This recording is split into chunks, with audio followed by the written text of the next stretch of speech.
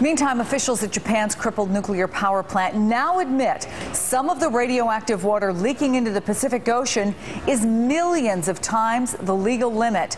And they've been deliberately dumping tons of other, less contaminated water, too, even while admitting they don't know what the long-term impact will be. NBC's Lee Cowan has the latest developments live from Tokyo for us. Lee, it sounds like all of the alternatives just get worse and worse.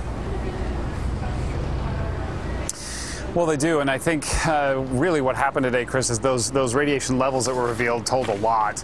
They did that test really very close to where the water's been leaking out into the ocean. That's where that 5 million times the legal limit was discovered.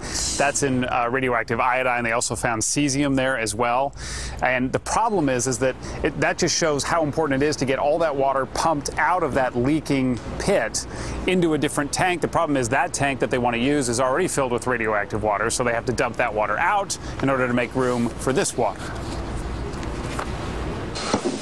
It was news so upsetting that a spokesman for the Japanese utility broke into tears as he announced it.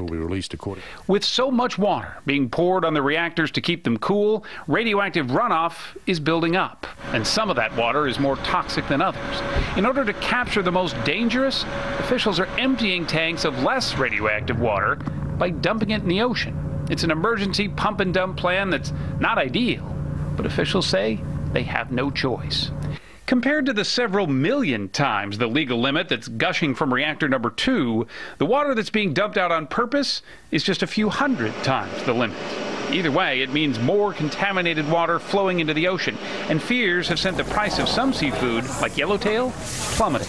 We can always eat fish caught last year, this woman said, dried fish. The government has been insistent, though, that the radioactive water is diluted when it hits the ocean, but conceded today that the long-term effects are unknown. Cesium can stay in the environment for 30 years, contaminating the soil and groundwater, potentially making the area near the plant uninhabitable. And for the tens of thousands of people whose homes are inside the evacuation zone, that could mean never returning again. Now, Chris, we should point out today that they think that they figured out a way to at least slow the amount of radioactive water from that leak that's ending up in the ocean. They discovered that it was sort of bubbling up from some gravel that was underneath that pit. So they injected some composite glass essentially into that. That sealed the water from coming up through the gravel into that leaky pit, but that's still really a Band-Aid at best because the water obviously is still going to keep coming. So it's got to go somewhere, but at this point, it's at least not going into the ocean. Chris? All right, Lee Cowan, thank you very much. And there's more fallout from Japan today. Toyota says they'll have to shut down all 13 North American plants because of shortages of auto parts. Most likely it would happen later this month and temporarily affect about 25,000 workers. The earthquake and tsunami damaged auto parts plants in northeastern Japan that have already impacted other U.S. manufacturers, including Ford and Nissan.